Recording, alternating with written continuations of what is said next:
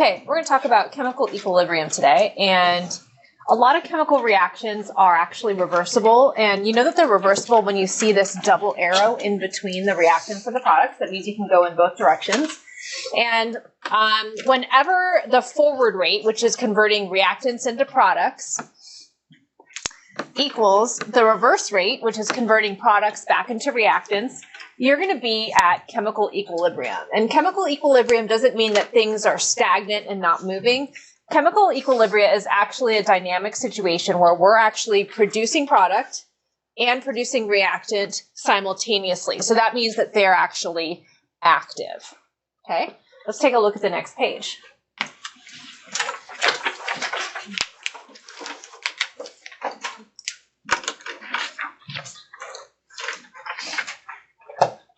On the next page, we talk about the three things that we have to have in order to be at equilibrium. So, bless you. So the three things for a system to be at equilibrium are, number one, you have to have constant macroscopic properties. Macroscopic properties are going to be things that are big enough for you to see with the unaided eye.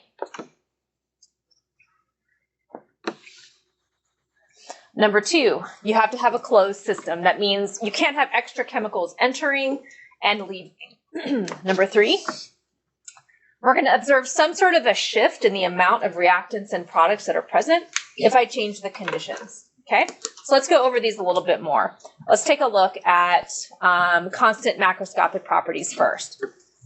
So let me give you some examples of some macroscopic properties so it makes a little bit more sense to you. If the color of a solution is the same, it's not changing, then that would be chemical equilibrium. If the pH stays the same, the temperature or the pressure stays the same, what this tells you is that the amount of reactants and products that are present is staying constant. Okay. Number two, closed system.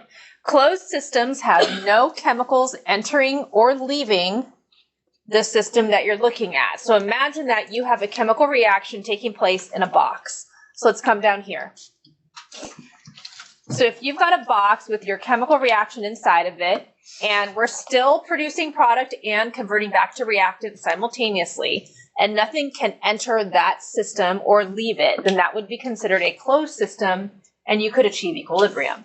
Now, if we're at something called steady state is a little bit different. A steady state means that you can have things entering and leaving. So here we've got A entering, and you have C leaving. Okay, so that means this is an open system, which we tend to refer to as steady state. Okay, let's go to the next page.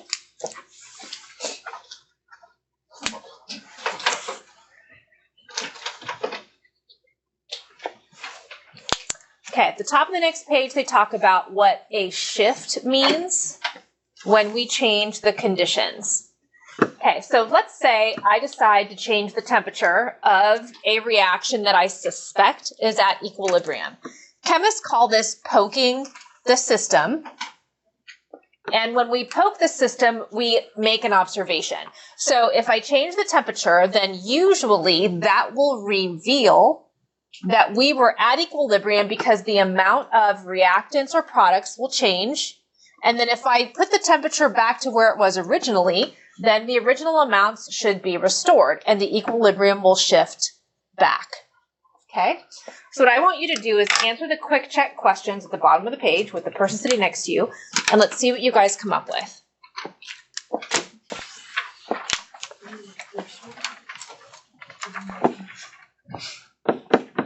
Oh, that's too thin. Okay, did you guys put that they're active or something like that? Okay, and then for number two,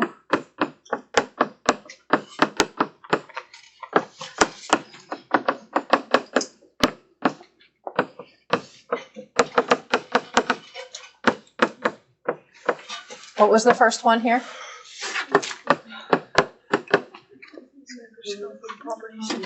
Okay.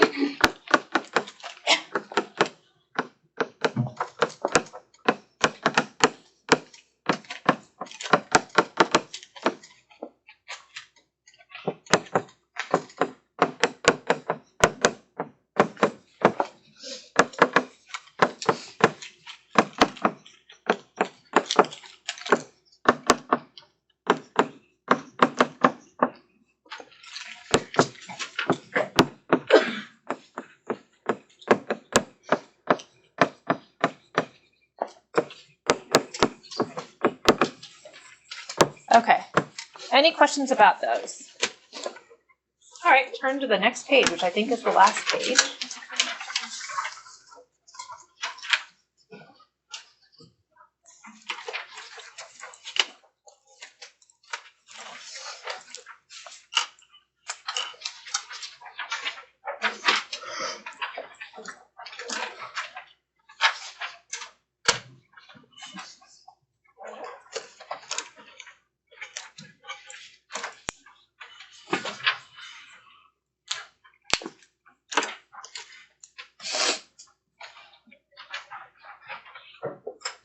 Okay, let's talk about how equilibrium is established. So we've got 3 different phases for establishing equilibrium. A couple things I want to point out to you.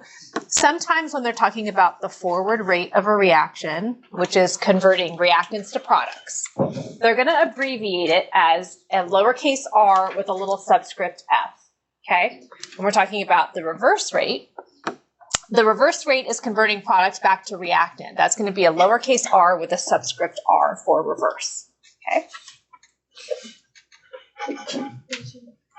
Okay, there are 3 different stages, bless you, for establishing equilibrium. Stage number 1.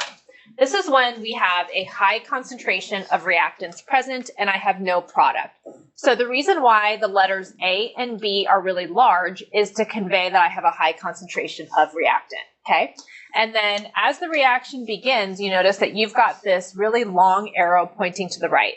That long arrow is telling you that we have a fast forward reaction rate because we are actively converting reactants into products. And it's happening quickly because I have such a high concentration of reactants at the beginning, okay? Now, in stage number 2, you'll notice that the letters A and B are a little bit smaller. That's because I obviously consumed some of my reactants, so the concentration came down. And then you'll notice that this arrow pointing to the right is shorter. And that's supposed to tell you that the forward reaction rate is falling a little bit, so it's a little bit slower. And then we're producing products, so that means I've got a product present. The letters for the product are small because I don't have a high concentration of them yet. And then I have this arrow pointing in the reverse direction, which is telling you that we are starting to convert product back into reactant, but it's a slow reaction rate converting in the reverse direction, okay? Now, for the third phase, in stage number 3, you'll notice that the reactant letters are even smaller. We keep consuming reactant, but the product letters are larger. So that means I've now got more product present. And you'll notice that the forward arrow and the reverse arrow are the same length. This is to tell you that they are the same value. So the forward rate and the reverse rate are the same. That's absolutely something that you have to know. We highlighted that on the first page. So once the forward rate equals the reverse rate, that means we have hit equilibrium. Now be careful, don't assume that the concentration of reactants and products are the same at equilibrium. That's not necessarily the case. Most of the time they won't be, okay? All right, let's take a look at the graph. It's at the bottom of the page. So I would expect you to be able to read a graph and tell me what the concentrations are of reactants, products at equilibrium or initially or at certain times, okay? Because this is something that you guys have been doing since you were in middle school. So here I'm going to highlight this curve, and this curve is for the product. Now, that should be obvious because we're starting out at 0, and don't you initially start out with no product present, okay? So this is representing the product concentration. I had somebody come to me yesterday after lecture and ask me about a question on the homework, and it was identical to this one. Okay, so even if I don't tell you which one is the product of the reactant, it should be obvious if one of the curves is starting out at 0. Okay, now you'll see that the concentration of product is rising over time, and then it eventually levels off. It levels off when you hit equilibrium. Okay, and then the other one, I'm gonna color in a different color. So here, these would be for the reactants, A and B. And then here you're gonna notice that it looks like my reactants are starting out at what value? Around 2, right? So I initially have about 2 moles. You would get the unit from the y-axis. I've got about 2 moles of reactant to begin with. It gets consumed over time, and eventually it levels off. Okay, so now what I want to do is I want to indicate where equilibrium is probably starting.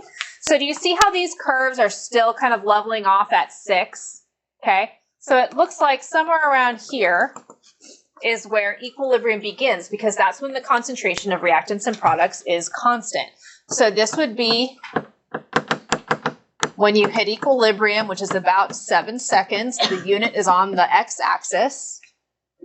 And what would you say the concentration of AB, product AB, is at equilibrium, approximately?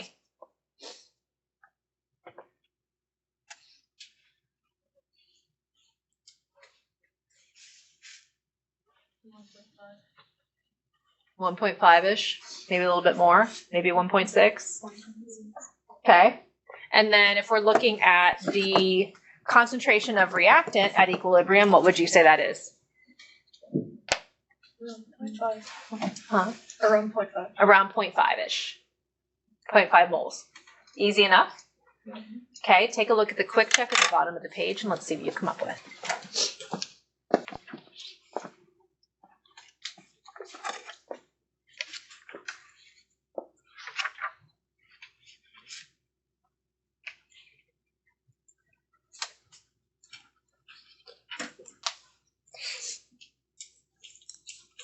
Okay, for number 1, do the reactant concentrations always equal the product concentration at equilibrium? True or false? False. Number 2, when approaching equilibrium, the reactant concentration decreases while the product concentration increases. True. Number 3, the reactant concentration is steady at equilibrium. Number 4, before achieving equilibrium, the forward rate is less than the reverse rate. False. You can observe that in the figure up above that we went over already. Okay, let's take a look at the review questions. Let's turn to review questions numbers 1 and 2. All right, I want you to do these, and then we're going to go over them. Okay. For number 1A, what did you say? Bees are going back and forth from a hive to a flower bed, and the number of bees inside the hive and the flower bed is constant. Equilibrium? Okay. For B, despite people checking in and out of motel, the number of guests registered at the motel stays constant. Steady state. C, during a basketball game, team members are substituted in and out of the game. There's always 5 players on the floor and 7 players on the bench.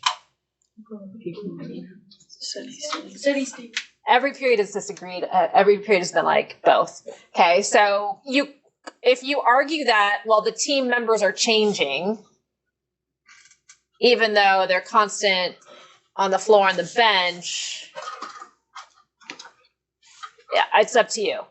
It depends on how you argue it with me. Yeah. Do you think it's up to the keywords back and forth and in and out? So when it says back and forth is equilibrium and in and out is steady state? Yes. Good call. D, 2 new students enroll in your chem class because they hear how interesting it is. Unfortunately, 2 students withdraw. Steady state. E, shoppers at the Hotel California can never leave. Shoppers go up and down the escalator, though the number of shoppers on each level never changes. Equilibrium, yeah, because they can never leave. 2, a system at equilibrium has all of its reactants suddenly removed. So if you've got reactants and we're at equilibrium, we're converting back and forth between the products, and all of a sudden the reactants are gone. What happens to the forward rate? Do I have a forward rate? No. So there's no forward rate. So that means that all I have is a reverse rate and product, right? So I would have to have a fast reverse rate to convert product back into reactant to help me get back to equilibrium. Does that make sense? Okay. Your homework is unlocked. It's on Canvas. It's due tomorrow morning at 8 a.m.